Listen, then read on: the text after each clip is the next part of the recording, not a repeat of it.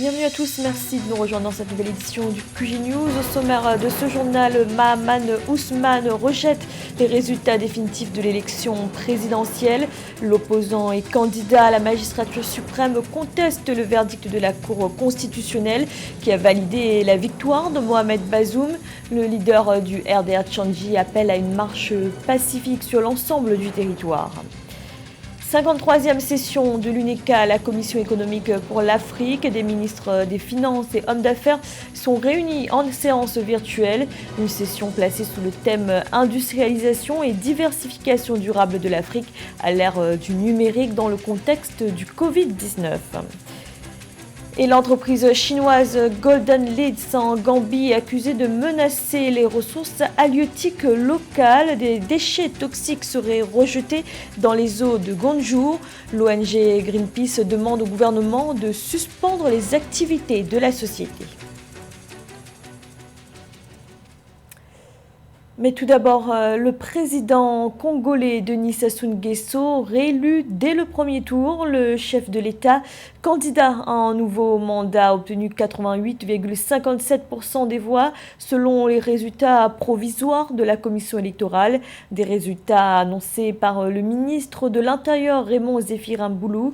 Le président Denis Sassou Nguesso devance largement l'opposant Guy Brice Parfait Kolela, décédé ce lundi.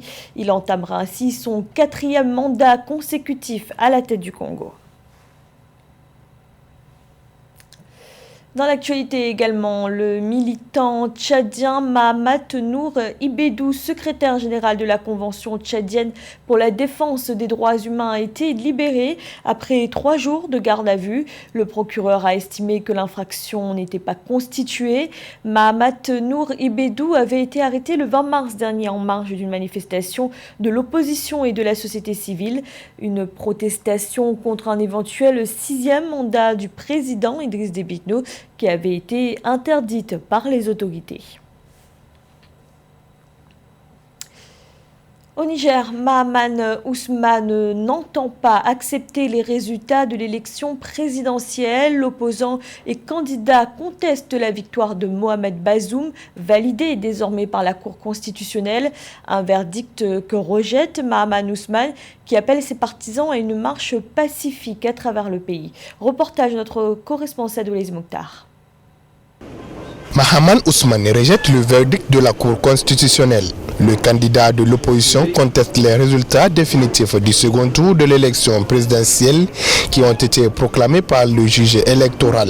Se basant sur une série de griefs dans la procédure au niveau de la haute cour et des irrégularités lors du scrutin, Mahaman Ousmane s'est prononcé sous la pression des militants survoltés qui se sont massivement regroupés à son domicile, exigeant une réaction de l'opposition. La notification pour dépôt de nos observations, qui constitue une violation de la procédure d'instruction prévue par les articles 105 à 111 du Code électoral, le refus d'auditionner les témoins oculaires, les substitutions des vrais membres des bureaux de vote par des nouveaux qui n'ont pas prêté serment, la précipitation de la proclamation des résultats définitifs le 21 mars 2021 avant la date butoir du 26 mars 2021.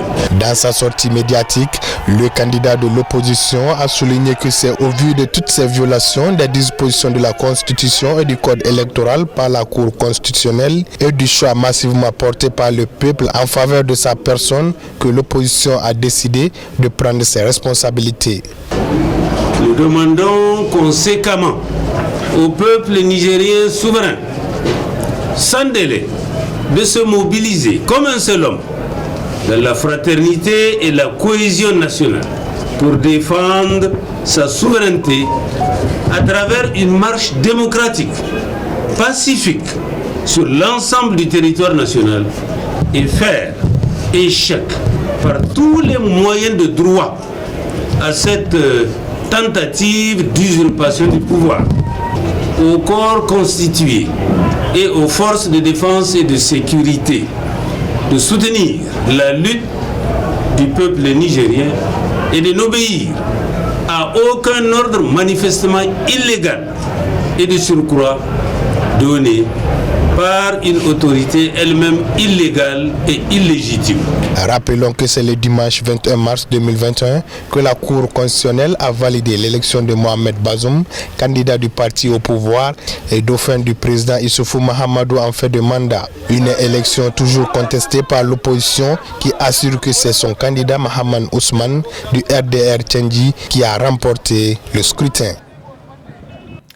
En Libye, après le gouvernement de l'Ouest, c'est désormais le gouvernement de l'Est, non reconnu par la communauté internationale, qui a remis officiellement le pouvoir au gouvernement d'union nationale du Premier ministre Abdelhamid Beiba. La cérémonie de passation de pouvoir a eu lieu ce mardi 23 mars à Benghazi. Le nouvel exécutif est censé mettre fin aux divisions à l'origine du chaos qui règne en Libye depuis la chute de l'ancien dirigeant Mouammar Kadhafi. L'UNECA, la Commission économique pour l'Afrique, est réunie depuis ce lundi 22 mars en séance virtuelle. Une 53e session placée sous le thème « Industrialisation et diversification durable de l'Afrique à l'ère du numérique dans le contexte du Covid-19 ». Plusieurs axes de travail ont été retenus et notamment la transformation digitale. Marie Rafalantolo. La 53e session de la Commission économique pour l'Afrique s'est ouverte le 22 mars 2021 en mode virtuel et présentiel. Regroupant de nombreux ministres de finances africains, cette rencontre s'est apaisantie sur les possibilités et stratégies à employer pour quitter d'un mode de résilience des pays africains face au Covid-19 à un véritable accroissement de leur économie. L'industrialisation et la diversification durable de l'Afrique à l'ère du numérique dans le contexte du Covid-19, c'est en effet le thème qui structure ces travaux de la Commission.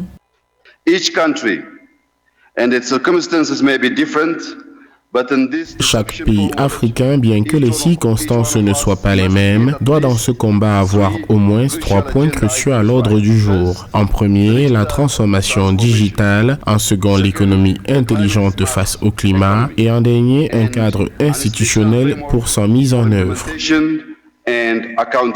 D'après des rapports de la Commission économique pour l'Afrique des Nations Unies, la pandémie à coronavirus a eu des répercussions importantes sur l'économie de l'Afrique. Elle a provoqué pour la première fois en plus de 20 ans une contraction de son produit intérieur brut d'environ 2 à 5,4% en 2020. Comme solution durable, les États préconisent la création d'un système économique durable en adéquation avec la zone de libre-échange afin d'en tirer le maximum profit. La conséquence immédiate de la pandémie a été le besoin urgent d'augmenter les dépenses gouvernementales pour arrêter la propagation de la COVID-19 et appuyer les entreprises et les ménages affectés par la pandémie. Les pays riches ont déployé leurs ressources financières comme stimulants. Les pays pauvres n'ayant pas suffisamment de moyens n'ont pas pu entreprendre des dépenses nécessaires pour contrôler la COVID-19. Par conséquent, un financement important est nécessaire pour la gestion de la COVID-19 ainsi que pour la reprise économique des pays africains.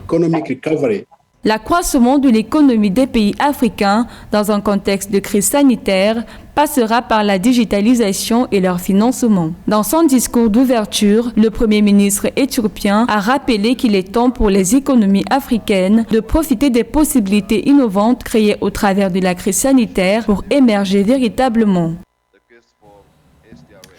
La fibre optique à Kinshasa et dans plusieurs autres grandes villes de la République démocratique du Congo, c'est désormais une réalité. Liquid Intelligent Technologies a annoncé le déploiement de son réseau de fibre optique dans l'ouest du pays, 2500 km de lignes pour assurer une meilleure connectivité. Reportage de notre correspondant Jacques Amboka. La République démocratique du Congo figure parmi les pays les moins connectés du monde. Une situation qui s'explique en grande partie par la faible qualité de la fibre optique qui, évidemment, ne répond pas aux exigences du marché. Le 16 mars dernier, Liquid Intelligent Technologies a déployé son réseau en fibre optique terrestre pour une connexion haut débit One Africa. Liquid Intelligent Technologies a un rôle important à jouer pour combler le fossé numérique, tant en RDC que dans le reste de l'Afrique, où l'on dénombre 21 des 25 pays les moins connectés du monde. Et parmi la population actuellement connectée, la majorité passe par la téléphonie mobile pour accéder à Internet. D'où la nécessité d'offrir à ces sociétés une infrastructure fiable et de grande capacité pour acheminer leur flux de données. Une nouvelle infrastructure étendue en fibre optique construite permettra à l'économie locale de sortir de l'ombre et d'embrasser la transformation numérique qui envahit le reste du continent. La société congolaise des postes et télécommunications, qui jouissait du monopole de ces marchés, est tout simplement dépourvue de moyens. Une contrainte qui ouvre les portes au privé. Il faut le dire, on n'a pas honte de le dire aujourd'hui, qu'il y a énormément de difficultés. Qu'on attend de la SCPT ad vitam aeternam jusqu'à ce qu'elle fera les 50 000 km, où il fallait être plutôt réaliste et voir comment avancer. Je crois qu'à l'époque, le choix était du réalisme. Mais bon, en fait, un réalisme contrôlé, je dois le dire, parce qu'il faut souligner ici que les backbones ne se construisent pas en désordre. Avec la fibre optique terrestre déployée par Liquid Intelligent Technologies, la République démocratique du Congo est désormais reliée à partir de Mwanda, une ville située sur la côte atlantique ouest du pays, à des villes aussi éloignées que le Cap en Afrique du Sud ou encore Dar es Salaam en Tanzanie. Un réseau de fibres optiques de qualité est un atout incontournable à l'économie du pays, estiment les analystes. L'usine chinoise Golden Leeds est-elle en train de polluer les eaux autour de Gonjour en Gambie? C'est en tout cas les accusations portées par la population de ce village, mais également par l'ONG Greenpeace. Le gouvernement est appelé à arrêter les activités de cette société de transformation de poissons. Samantha Saberou-Sabubanga. L'ONG Greenpeace demande au gouvernement gambien de mettre fin aux activités de l'usine chinoise Golden Leeds de transformation de poissons. Selon Greenpeace, cette usine menace les activités horticoles des agricultrices de Gonjour, ville côtière du sud-ouest de la Gambie. Cette décision de l'ONG intervient après que l'entreprise chinoise ait décidé d'agrandir son usine en conquérant les terres des maraîchères. L'expansion de l'usine chinoise fait craindre à l'ONG Greenpeace, à mon avis, deux choses. La première, c'est que l'agrandissement d'une telle usine nécessite non seulement d'avoir plus d'espace de terre, mais surtout d'avoir beaucoup plus de matières premières, et ici en l'occurrence les poissons. Et deuxièmement, la probabilité d'une pratique de pêche illégale qui va entraîner une baisse de ressources halieutiques. D'après Greenpeace Afrique, l'expansion de Golden Leeds affecte directement les activités d'une trentaine de femmes dont le maraîchage est la seule source de revenus. De plus, les populations vivant aux alentours de l'usine sont également exposées à une pollution atmosphérique constante depuis 6 ans.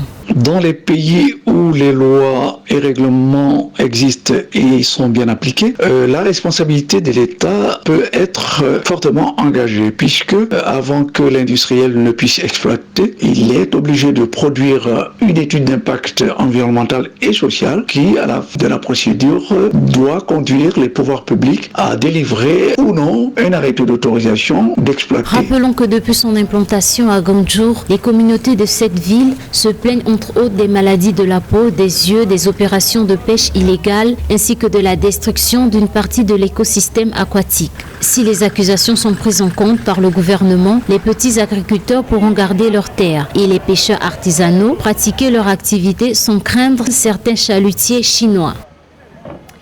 Du sport, à présent, les joueurs africains ne seront pas libérés pour les matchs internationaux. Ils ont été interdits par la Ligue de football professionnel français de rejoindre leur sélection. D'autres pays européens ont aussi appliqué cette règle. José Douglas. Plusieurs joueurs africains convoqués pour des matchs en dehors de la zone européenne avec leur sélection nationale durant la trêve internationale ne seront pas libérés, et selon les règles du gouvernement français, les clubs de Ligue 1 Uber Eats et de Ligue 2 BKT ont décidé à l'unanimité d'appliquer la circulaire FIFA du 5 février 2021, tenant compte des nombreuses restrictions de déplacement dans le monde. C'est une joie pour les joueurs sélectionnés, qu'ils soient africains ou d'Amérique du Sud comme on a, de répondre à leur sélection et représenter leur pays. Donc je pense que c'est important qu'ils y aillent, qu'ils représentent leur pays dignement. Privés de leurs internationaux, alors que l'avant-dernière manche décisive pour la qualification à la CAN au Cameroun débute ce mercredi 24 mars sur notre continent, certaines sélections sont fortement pénalisées. Je ne comprends pas. Les Français peuvent y aller, pas les Africains. Ce sont pourtant les premiers à aller chercher des joueurs en Afrique, mais les lâcher, c'est plus compliqué. Ils veulent avoir leurs joueurs à disposition pour préparer leur match, surtout qu'on rentre dans la période clé de la saison. On n'a pas fait pression sur eux, mais on demande qu'on respecte les sélections. En France, l'UNFP, Union nationale des footballeurs professionnels, nous a adressé un communiqué où elle interpelle les responsables politiques et écrit, je cite, « L'UNFP partage la légitime incompréhension des footballeurs internationaux, autres que français, de nos différents championnats, appelés à disputer des rencontres hors de l'UE, l'Union européenne, comprend leur détresse, partagent leur colère. Certains spécialistes du football français expriment un sentiment d'injustice et pensent qu'il y a un règlement différent pour les sélections françaises et les autres. Des dérogations pour elles et pas pour les autres. Enfin, et le plus virulent dans son discours, Evaïd Alilozic, le sélectionneur du Maroc, il dit « Je suis assez dubitatif sur cette circulaire. Pourquoi fait-on une différence entre les footballeurs africains et les footballeurs européens ?» Quant aux joueurs sud-américains, les matchs de qualification du prochain mondial ont été reportés. Notons qu'ils sont très nombreux à évoluer en Europe. Et sachez que le gouvernement français a finalement accordé une dérogation aux joueurs hors Union européenne pour qu'ils puissent rejoindre leur sélection sur le continent. C'était le journal de la rédaction. Merci de l'avoir suivi. Retrouvez dans un instant une nouvelle édition de l'information.